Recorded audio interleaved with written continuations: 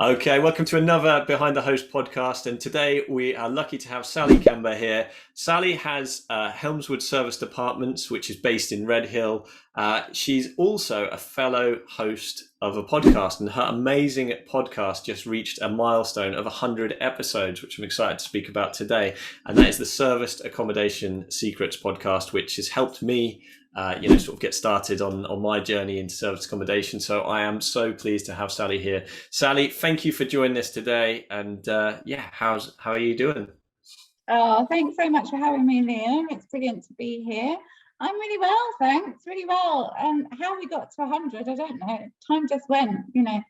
What an epic milestone! I mean, it's like I say, you should be having a party hat on and sort of doing special episodes and stuff like that for the 100 mark. But yeah, how long have you been sort of? Let's talk about the podcast first, as we started on that. So, first of Okay. all, Sally, just tell me a little bit about obviously how you got into serviced accommodation, and then we'll move on to the podcast.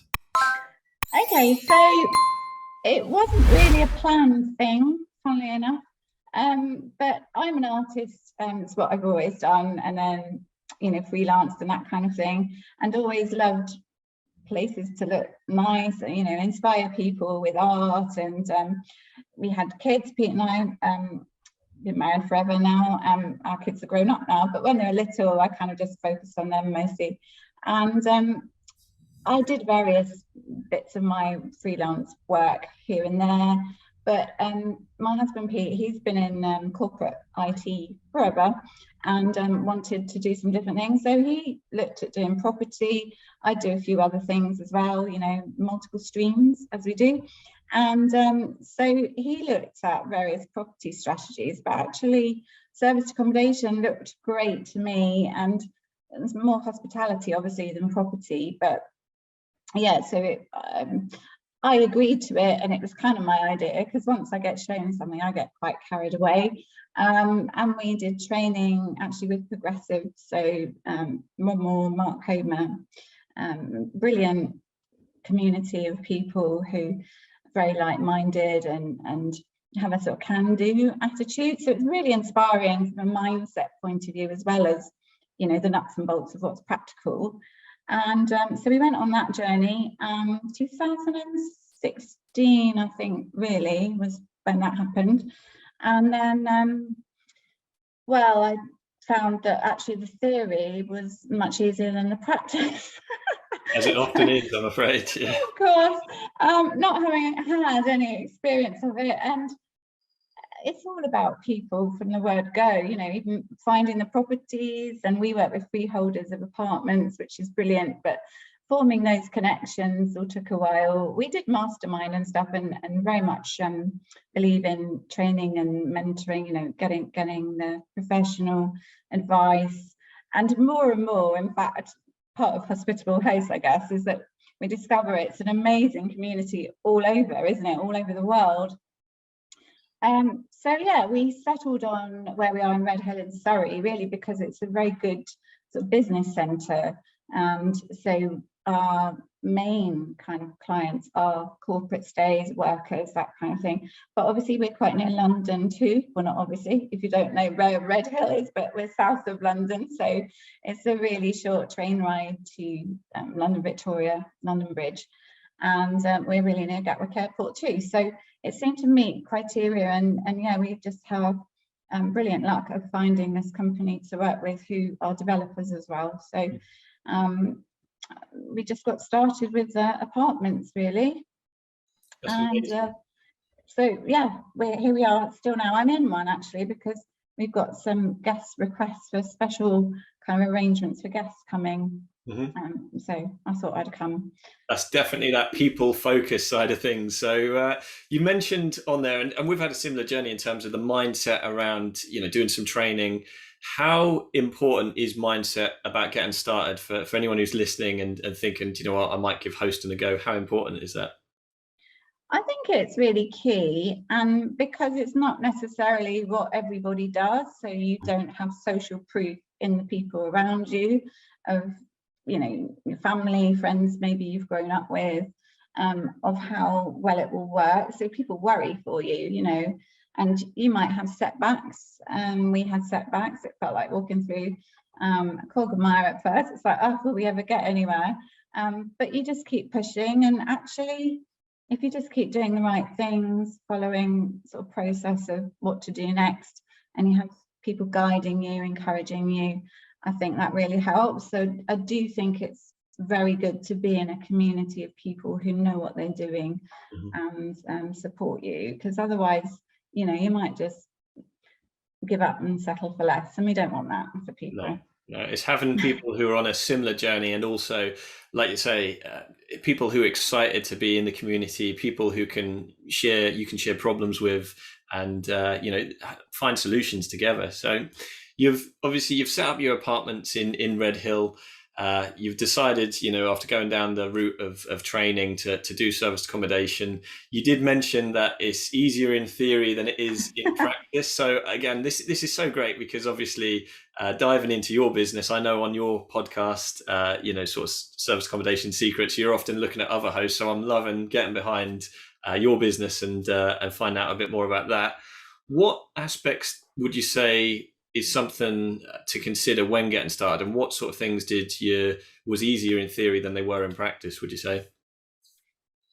Well, I think you have to really decide at the beginning what you want to have as the performance of what you're doing, and your vision for what you're doing and why you're doing it. I think that's really key.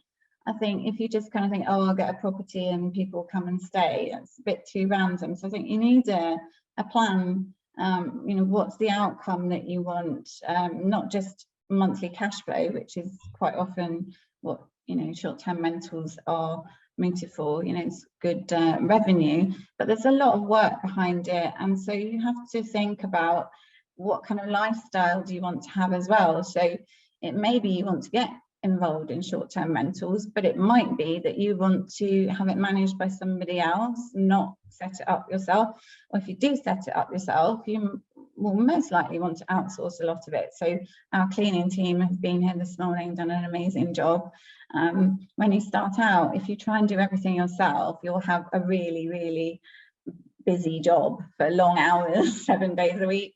And of course, the customer, you know, the guests come first, so you could hear from them at any point. So we did training to make sure we got VAs on board to help with our systems, and that was after being up and running for about a year. And now we've got a great team who cover a lot of the hours, and they're brilliant. And I wouldn't want to do it without them, for sure. So team is so important, isn't it? Team is just, that's one thing which we see reoccurring, that nobody's an island, and they need, you know, you need good people around you. 100%. That's definitely. So if we fast forward a bit to, you've set up your service accommodations, obviously you've set up your business and you're launched, you've put the theory into practice. Where did the idea for the podcast come from?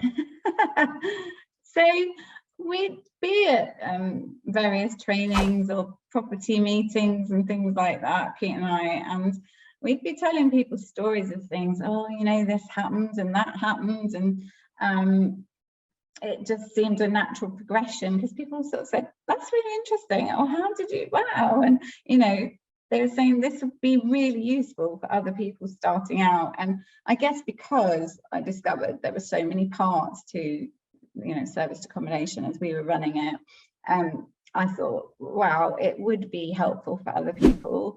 And although there were some podcasts out there at the time, I kind of found it good for my progression and accountability, and just to kind of get things off my chest a little bit as well. So it was very much about documenting what was happening at our properties, what we were coming up against. And, you know, I wasn't saying I was an expert out there, not by any means. It's just I'm a couple of steps ahead of other people. So various people who I met at Progressive, in fact, like Dylan Denicha, he's one who said, you don't have to be far beyond somebody else you're helping. If you're just 2 steps ahead, you can actually probably help them more, because you've got more of a shared reality of what you're doing. And the same with people 2 steps ahead of us. You know, they were encountering things, I don't know, 6 months or a year ahead of time of us. And so it was like, so we could do that next. It's just sharing solutions, really, and inspiring each other that, yes, we can do this. It's all good. That's one of the things which, you hit the nail on the head, that you don't need somebody who's got, 100 properties ahead of you. You just need somebody who have gone through that same experience before you have, and how they dealt with it and the lessons they learned. And I know we talked about it on your podcast, Sally, about I was, driving around, and I think it was one of the late night shops at B&M to set up one of my units. And I had your podcast on. I think it was talking about like terms and conditions and how you deal with, getting those signed. And I can remember thinking, this is really helping me. It wasn't just the information, but knowing other people are going through the same thing. So, and just knowing that there are people in the industry to reach out to. So that was really, really amazing. And one of the things I always think is, having a community around you. I mean, that's part of the reason why, at Boostly, we've got obviously the hospitality community, which anyone can join for free, but obviously the Boostly Academy, which is where you can go in there, and there's hosts, yourself is in there, I'm in there, who have gone through various experiences, and we can share our knowledge with people and coach them along, can't we? So yeah. I mean, if anyone asks a question, so I've got quite an active WhatsApp group. It's completely free. Just loads of people can join it and ask anything. Sometimes people are really experienced and they can help other people, or they might come across something, especially during the pandemic. Obviously there's quite a lot of what on earth do we do kind of moments, but new people as well. And I've got a Facebook group as well that kind of links in with the podcast. But I think the podcast was good in that if people needed some guidance through lockdown, especially, I was doing lots of episodes as all the different guidelines came in, and it was like really hard to understand some of them, but others were fine, so I think it's really good to just help each other. And also because of all the mindset learning books, audio books and everything I listen to, it's like the more you learn and sort of share with people, the better you understand it yourself, and you can kind of tip that out and learn more. So it kind of builds, really. It pushes yourself to that next level, doesn't it? Definitely. You feel the duty to find out about the answers and help others at the same time. So that's amazing. So I've always felt quite compelled to answer a question. I don't know what it is. I might not always know the answer, so I just say, I don't know, I'll find out. I don't always know everything, obviously, but it's useful to find out what people need. And obviously guests need all sorts of things. You really don't know what they're going to need next. So it's, different situations crop up you can share when people are staying, that, we can help each other with. I don't think there's another industry like hospitality which has so many different, sort of moving plates to keep track of, from the guest side to if you've got, if you're doing rental arbitrage or rent to rent, that side of things. There's so many different things to consider. And of course, like you mentioned, the guidelines. I mean, during the pandemic, all of the grants and all that stuff, all that information changed almost weekly. So having people like yourself who are sharing it on podcasts or in Facebook groups, it's just so important people reach out and join these groups, because you never know, one little bit of information could save you making a mistake, or save you hundreds of pounds, or push your business forward. So that's amazing. And of course, that brings nicely on to sort of one of the new projects which we're both involved in, which is the Hospitable Hosts project, where we're both writing a chapter in a book of 40 hosts from across the world, from people like Julie George in Australia to Tia Castle in sort of Canada. There's so many different people across the world who are in that book. Tell me a bit of a bit about what got you involved in this awesome project, and how you what it is, what it means to you to be a hospitable host.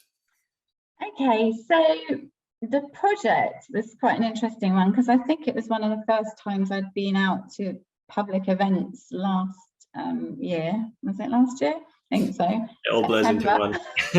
That's just a blur. That entire 2 years just feels about 5 minutes and 10 years at the same time. I know. So I met Jodie, and I think I met you as well at the short stay show. Anyway. I had COVID. I was that one person who didn't turn up because I had COVID at the time. Yeah, my business partner went. Donatas Viscontas went. That's how I met. I'm so sorry, Liam. But I met Jodie anyway. I do know that. And she was talking to me about her book project, and we just got chatting and things, and of course Mark was there, and he gets everywhere. Mark Simpson everywhere. good for him. So we were just chatting about it then, but I think I invited her to join our WhatsApp group, so she did, with her Sterling stays and everything. And I thought, well, it sounds quite good, but you know how you kind of forget about these things. And then bless her, she kept asking me, and I must admit, the more I heard about all the people who were taking part, I kind of thought, oh, there's all these really well-known people from across the world and everything. You know, I'm just in Red Hill. And so I kind of fended her up a little bit. You're putting Red Hill on the map, Sally. You're putting, you know, I didn't know where Red Hill is until you came along. So yeah, you are putting it on the map. Oh, bless. So, and I don't know, I just had a bit of a busy year personally and things. And I just thought, you know what, it's time to do it. But it was only like the end of February, and I'd forgotten that the deadline was really soon. So it was like, okay, Sally, she said, really glad you're taking part. The deadline in 2 days' time or something. So it's like, okay, I better write something. And so there are loads of different things I could have shared, but being a host, I think, I don't know, I come from the heart, and I just really like to care for people and make sure they're okay. So yeah, it's really hard to select what to choose for the chapter, but I'm desperate to read everybody else's as well. But I just really love hosting people and giving them a great stay. And sometimes it's for really happy reasons. You know, people are staying for a week or something, maybe longer, because they're traveling with their family, maybe going to London and stuff. Other times it might be like, you know, months of working here, and we just make sure they're okay and they love it. You know, they got places to park, even though there isn't any parking. So that's like sort of become a magician at this point. You know, they've got all the different channels they want to see, sports and everything, and just chat to them. So some guests I do speak to quite often, even though we've got the VAs, just because they like to have a chat. So it's fine. And it's really nice. You find out all sorts of things. And then other people are here because we've got a hospital quite nearby for, well, nice things like having babies and family and traveling here. And other people have sort of sad things. So you have the whole spectrum of life, really. You know, I just really like to have compassion for people, because you don't know what's going on with somebody. Sometimes people are a bit grumpy, and I like to think, well, I have no idea why that is, because they probably have something going on in their lives. So it's really just to care for people and make sure they're okay. There's two things which has come evident, obviously, by looking behind the hosts and seeing. I mean, we were talking to Pamela Holt from near Lake Michigan the other day, and she said a similar sort of thing. You've kind of got to have that innate caring, wanting to look after people. That's something that we see in hosts, you know, across the world, and certainly something which I'm looking forward to seeing the evidence within the book when it comes out. So obviously the book is launching in May, and you know, it's one of those things where the stories will be so varied in it. Like you say, people will be staying for different reasons. Some people in the book are coaches. Mark Simpson's in there, Julie George is in there, and you've got amazing people from across the industry who are putting their stories together. I know there's stories from, you know, how people started hosting, their worst guest, their best guest, saving somebody's life is in there. There's all these different things. And you really, you know, reminded me that being that adaptable person is so important as a host, to just be adaptable. Like you've had these situations, and to be positive and optimistic about it as well. You know, like if you know, to be able to jump in and know that you'll be able to host and care for these people in their various different ways. So it's really cool. It's really cool. Yeah, So, it's good. And you meet all sorts of people. Obviously you don't always meet people, but a lot of it is remote, but quite often you do, when they stay a long time. Yeah, so it's really fascinating. It is. So long may it continue. And I think the book's just going to be amazing to I don't know, hear about all the different locations people are, apart from anything else. We can all go and stay in all these wonderful parts of the world and know who the hosts are. But yeah, just to hear how they've encountered different situations, maybe, I don't know, who they've had staying. Funny things happen all the time. It's just hilarious sometimes. there is. What is the is there any guests that stick out in your mind where you'd say that was so random? Any guests that you've had which stayed in your sort of Red Hill apartments, which you can think? Yeah, there's some I probably won't mention. That's the trouble. Our minds instantly go to the I can't say that on a podcast, or I can't say that on a sort of on a live. So No, because of what they did. And be prepared, isn't it? Is the story. Be prepared for absolutely anything, and some things which you may not be able to say publicly, which you find, unfortunately, which is the nature of the game. Do you know what I mean? That is the nature of the game. Yeah, I don't know. I mean, so many people are just lovely. And people worry about who they're going to have to stay and what it's going to be like. But most of the time, it's just brilliant fun, helping people, getting to know them. And I don't know, there's so many people, I find it really quite hard to choose an example. But funny things that happen, I guess, is sometimes although we do a lot of guest due diligence, sometimes somebody slips through the net who maybe isn't staying for a holiday and they're working in a certain profession, the oldest profession. So once I was here and somebody had stayed the previous week, we'd realised what had happened, but the apartment was fine, but we don't allow it. And I think it's really sad it happens. I might be beating about the bush a bit too much, but anyway, hopefully you know what I'm talking about. And so this guy knocks at the door when I was actually here, because I had a Zoom call, and I thought he meant he wanted to stay, because he's saying, oh yeah, I want to book to stay. Okay, great.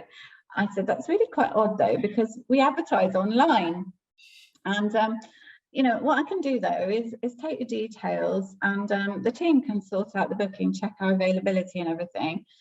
He's thinking, oh my God, you've got a team for this? This is amazing. Well, yeah. And so he said he was working in the area. So I just chatted to him a bit. And then I said, okay, so I took his details, and then I said, so how long do you want to stay for? And he said, oh, about an hour. Okay. Oh dear, all the signs are there. When did it drop where you were like, oh God, this isn't? And how did you deal with that? How did you? Well, I'm quite over. I just, right. That's why you're here. I'm so sorry. What we do is rent these properties out for a minimum of 2 days for people who want to come and stay and work, or leisure guests who are having a time away. And bless him, he was so embarrassed, but I can imagine. That's a story. That's a story that you can tell, and he probably can't, to be honest. Yeah. And the funniest thing was, I said, oh, I'm not normally here. And the penny kind of dropped with me when he said, oh yes, I saw this girl, I think she's Brazilian. And I thought, oh, maybe it was that previous guest. Yeah. And so he probably thought I was the madam. Yeah. Do you know what? That's just, be prepared for anything in short-term rental. It happens, unfortunately, doesn't it? It is something which happens, but yeah, I've not had anything similar to that. So yeah, but do you know what? Another skill which I've picked up on is just being really good with communication. Like you being able to communicate with people, from landlords to guests who are here for leisure, guests like you say who are maybe here at the hospital for various reasons. And then dealing with people, sometimes quite sternly if you've got guests which haven't looked after your place and that side of things. You kind of need to have that various ability to communicate on all those levels. So yes, always diplomatic, but well, except we once had to call the police, but we won't go into that. Really, that's for another story. So that's another story. One thing I'd love to dive into, obviously, you've got the podcast, you've got your service accommodation units, and obviously we've covered the book. But I'd love to know what tools that you use within your business that you couldn't do without. That somebody listening to this, obviously, looking to pick up tips of what they could apply to their business. What tools do you use either every day or something which you go, do you know what, that has changed the way I run my business, and that's so important to have?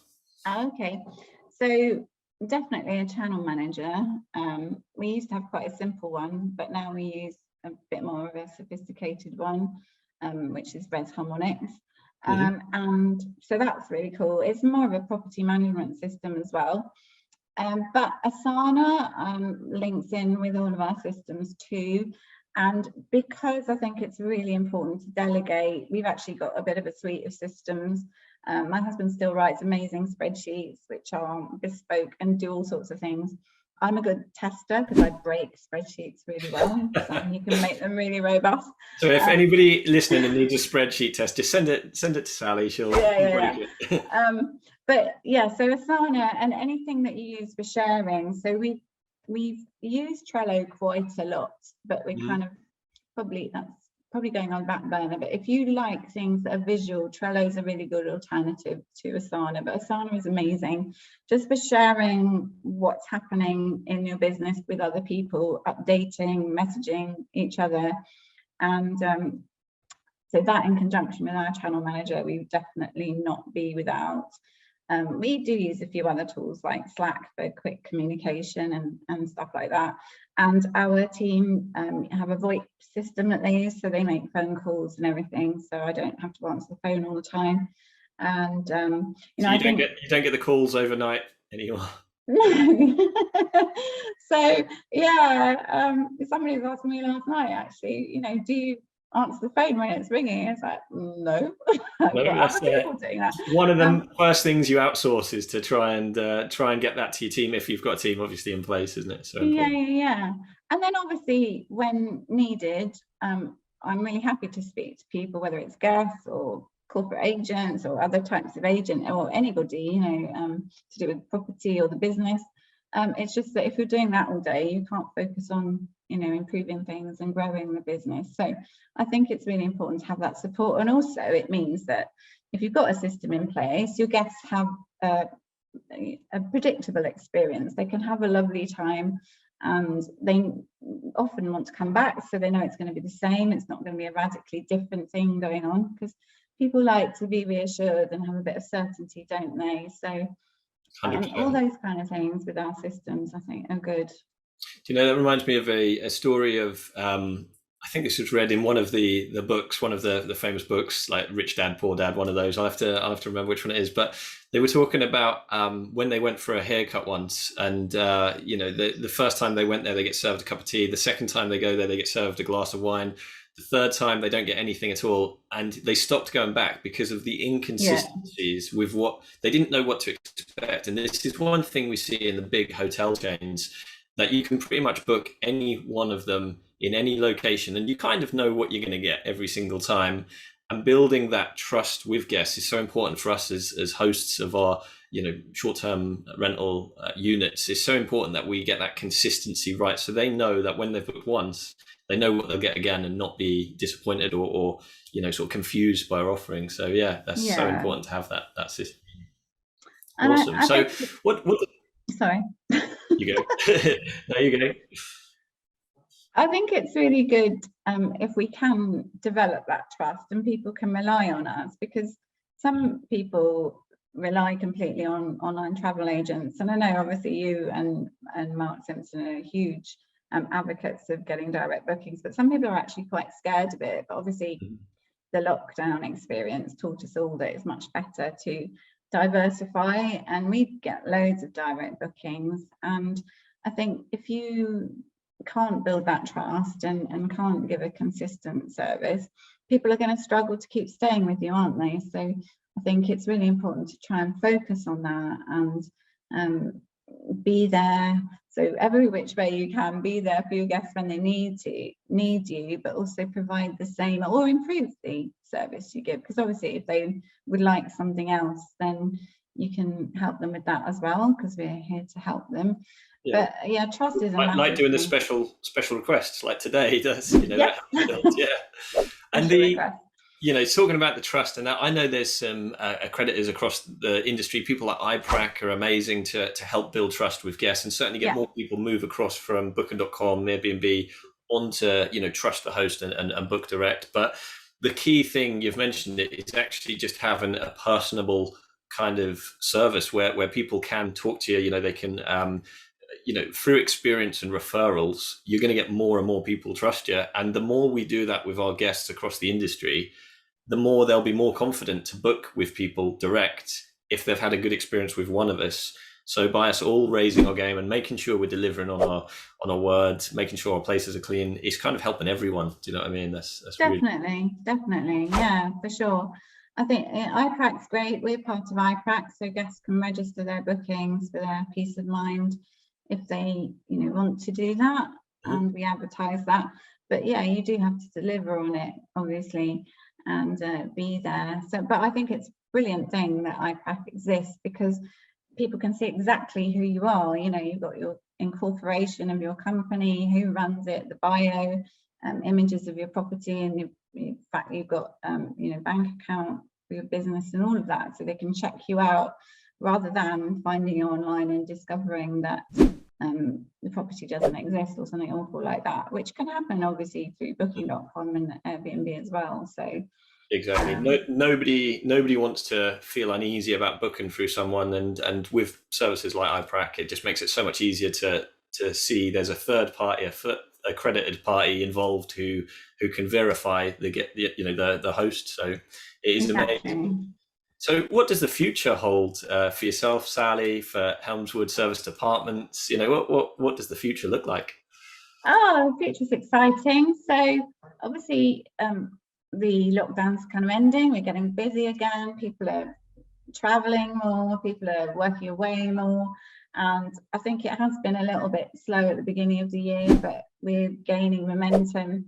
So we're looking to expand and get houses as well, because apartments are brilliant, but I think houses are great for groups of guests or certain numbers of guests. So that would be a thing that we're doing. And I also want to do a bit more in our community. So because networking wasn't really possible, I did quite a lot of online networking. So I'm getting much more into our business community and what we can do in the area, charitable things that we can do as well.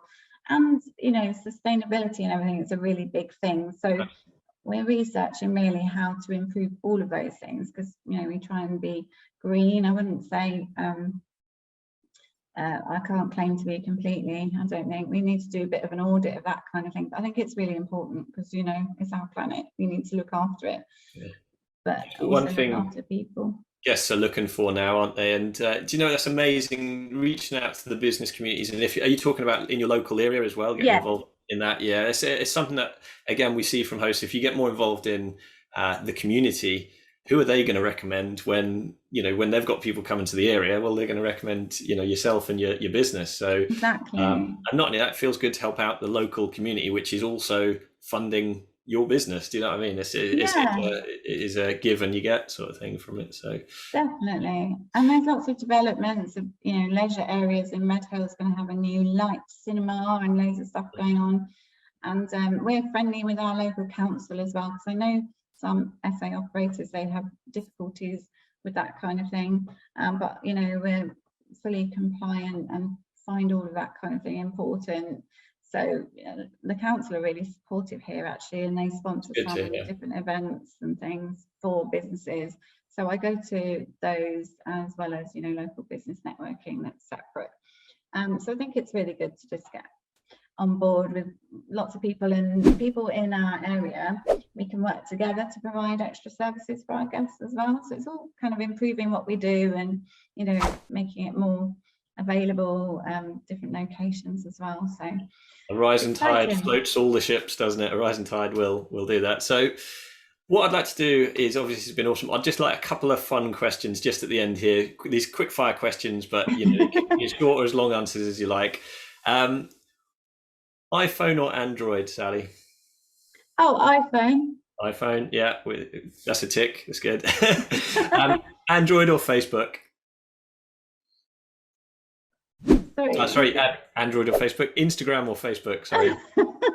You confused me there. Instagram. Instagram, awesome.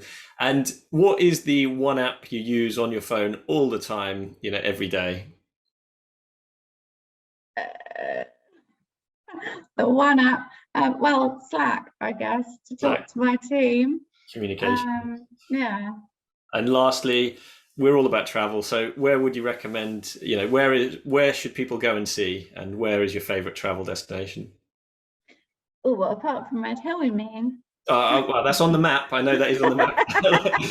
I'll put a circle around it. I will travel there. Oh, loads of places. So In the UK, I really love places like Cornwall. Mm-hmm. There's nothing like the feeling of velvety, soft sand between your toes.